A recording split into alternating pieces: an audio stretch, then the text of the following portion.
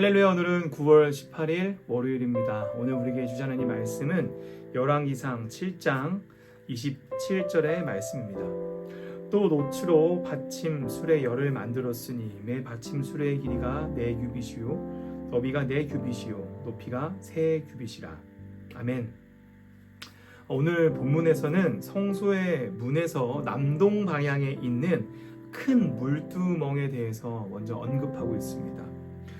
물두멍이란 손을 씻는 물대야를 의미하는데, 그런데 그 물두멍을 가리켜서 오늘 본문보다 조금 앞서 있는 23절에서는 바다라고 부르기도 합니다.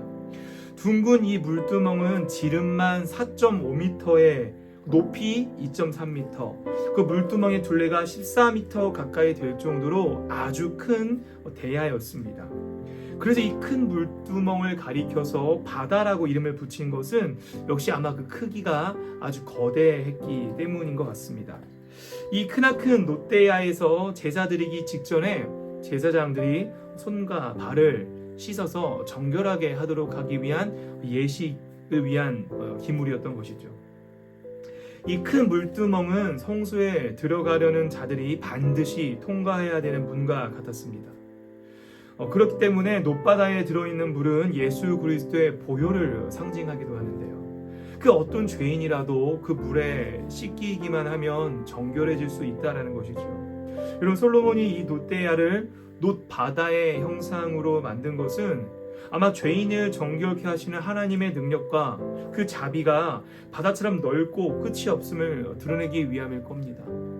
여러분, 오늘 이 본문들을 좀 살펴보다 보면 사실 조금 난감할 때가 있습니다. 아니, 성전의 기물들에 대해서 이렇게까지 자세하게 묘사를 하고 있는데, 아니, 성전의 기물들이 이렇게 생겼다, 이렇게 만들었다가 중요할 수도 있지만 내 삶 가운데 이것이 어떤 의미가 있나를 발견하는 것은 또 다른 문제이기도 합니다.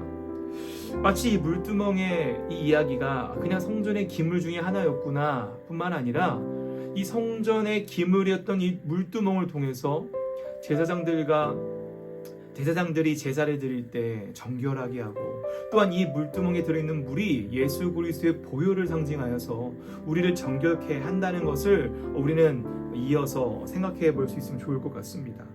그리고 27절부터는 이동식 작은 물두멍 10개를 만듭니다.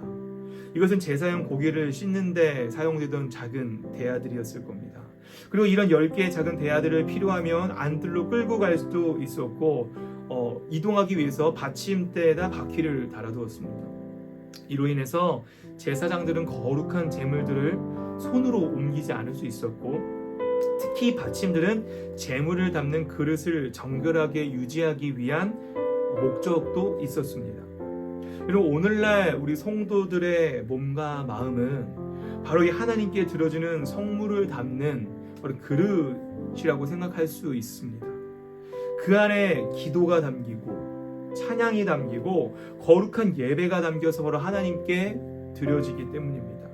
하나님은 정결한 그릇에 담겨 올려지는 제물들을 기쁘게 받으십니다. 그러므로 그리스도인이 자신의 몸과 마음을 정결하게 유지하는 일은 아주 중요하죠. 시편 119편 11절의 말씀도 이렇게 나오는데, 내가 주께 범죄하지 아니하려 하여 주의 말씀을 내 마음에 두었나이다 라고 말합니다. 이 말씀은 거룩한 받침을 통해 우리 자신의 몸과 마음이 세상의 정신에 휩싸이지 않도록 해야 한다는 것이죠. 때로 여행을 다니다 보면은 아름다운 성당들을 종종 볼 때가 있습니다. 때로는 그 성당에 들어가서 고요하게 앉아서 기도를 할 때가 있는데요. 그 성당들을 보다 보면 성당 예배실에 들어가는 문 앞에 성수반이라고 하는 작은 물두멍을 볼 때가 종종 있습니다. 거기서 많은 사람들이 그 물을 통해서 십자가의 성호를 긋고 기도하며 들어가는데, 오랜 역사를 통해서 많은 사람들이 그 의식을 통하여서 정결하게 기도하고 하나님께 나아가는 모습을 통해서 왜 우리 교회는 저런 게 없을까라는 생각을 한 적도 있습니다. 여러분, 의식이라는 것이 있으면 그 의미를 기억하게 해줍니다. 그런데 반면에 그것이 너무 굳어지게 되면 매너리즘에 빠지게 합니다. 예를 들어서 어떤 사람들은 분명히 그 성당에 들어가 성수반을 통해 정결의식을 할 때에 정말 내가 정결하게 하고 싶고, 정말 내가 하나님 앞에 나아가기 전에 내 몸과 마음을 정결하게 하기 때문에 의미로 성수반을 통해서 의식을 행하는 사람도 있겠으나 때로 어떤 사람들은 그것을 너무 오래 자주 계속 하다 보면은 그 의미를 잊어진 채 혹은 그 의미가 무뎌져서 그냥 의식적으로 의무적으로 하게 될 수가 있는 것이 또한 의식이기도 합니다. 오늘 개신교 교회 안에서는 성물이나 제사기구라고 해봤자 세례식이나 혹은 성찬식욕 사용기구들이 대부분입니다. 카톨릭에선 이보다 더 복잡한 예전과 의식들이 많이 여전히도 남아있지요. 그들은 그런 의식들을 중요하게 여기면서 사람들을 주님께 인도하려고 하는 모습이 있습니다. 그러나 분명한 한 가지 사실은 솔로몬이 그렇게 정성스럽게 만들었던 성전 기물들, 이 물두멍을 포함한 성전 기물들이 오늘날은 모두 사라졌습니다. 또한 그토록 아름답게 지었던 성전도 무너졌습니다. 이방인들에 의해서 모든 것이 파괴되고 부서졌지만 여러분, 하나님이 그것을 내버려 두셨습니다. 우리 하나님은 그걸 막지 않으셨습니다. 왜냐하면 하나님은 그들에게 말씀하시는 겁니다.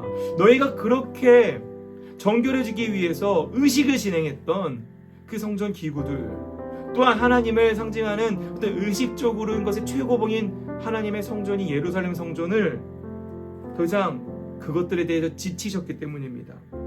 의미 없는 제사에, 마음이 없이 형식만 남은 제사에 하나님은 지치셨기 때문입니다. 그래서 성소 마당만 밟을 뿐 제사는 아무 소용이 없노라 라고 한탄하시기도 하셨습니다. 여러분, 그러면 우리가 붙잡아야 될 건 무엇일까요? 네, 물론 여러분, 의식 또한 너무 중요합니다.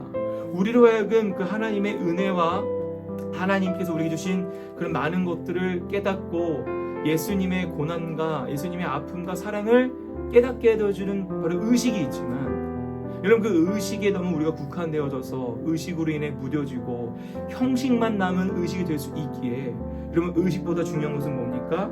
바로 우리들 마음속에서 계속해서 매일매일 삶 속에서 하나님께서 주시는 그 은혜를 기억하고 간직하고 되새기는 것입니다. 의식을 통해서만 우리가 하나님을 깨닫는 것이 아니라 일상의 삶 가운데서도 예배를 통해서 뿐만 아니라 일상의 삶 속에서 비록 우리가 방 청소를 하고 설거지를 할 때조차도 하나님이 우리에게 하신 일을 떠올리며 살아갈 수 있는 저와 여러분 되시길 주님의 이름으로 축복합니다. 기도하겠습니다. 하늘에 계신 우리 아버지여, 이름이 거룩히 여김을 받으시오며 나라가 임하시오며 뜻이 하늘에서 이루어진 것 같이 땅에서도 이루어지이다. 오늘 우리에게 일용할 양식을 주시옵고 우리가 우리에게 죄 지은 자를 사하여 준 것 같이 우리의 죄를 사하여 주시옵고 우리를 시험에 들게 하지 마시옵고 다만 악에서 구하시옵소서. 나라와 권세와 영광이 아버지께 영원히 있사옵나이다. 아멘.